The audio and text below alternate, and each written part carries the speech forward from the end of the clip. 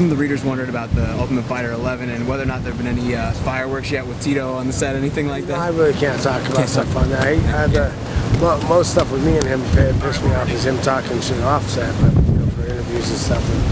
And, but he has turned a tune-up fight into me trying to kill him. So he's done his job. He's gonna get himself hurt, but whatever. Right. People who do the show, they're often hesitant to come back. What made you decide now was the time to come back to the show?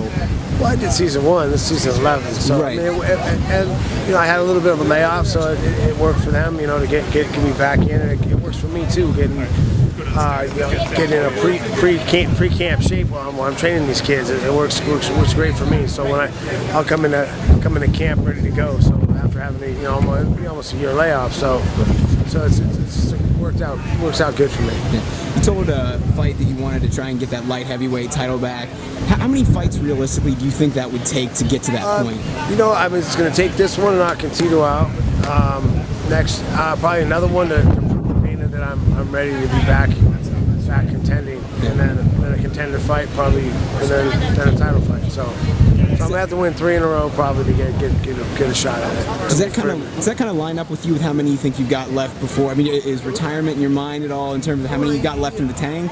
No, I'm hoping we'll play it by ear, but I think I got that 4 left. So I'd like to get that title back at least. But there's a chance that will be it. But it just depends. I mean, my body's still firing. I still love the sport. I still love fighting. And as long as if I'm on a win streak, I might play it out. So I mean, you've beaten Tito twice. What's the motivation now? Is it just him talking? Is it him being an asshole about that? Does that help?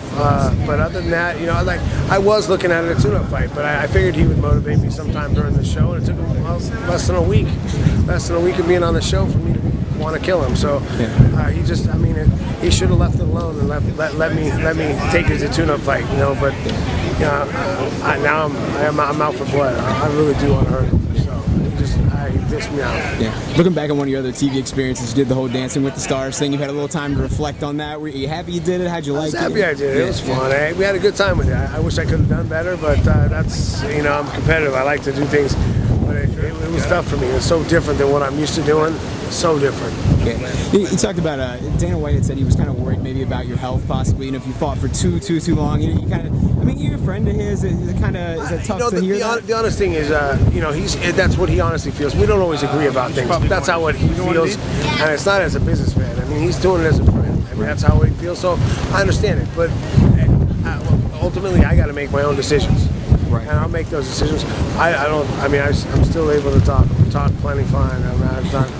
Well, I don't know. That sounds right, but I talk fine. I haven't taken that much abuse. I mean, I was getting hurt easier than I usually did. That's why I took the year off. I wanted to let everything rest and see what happens. All right, one last before we get out of the rain here.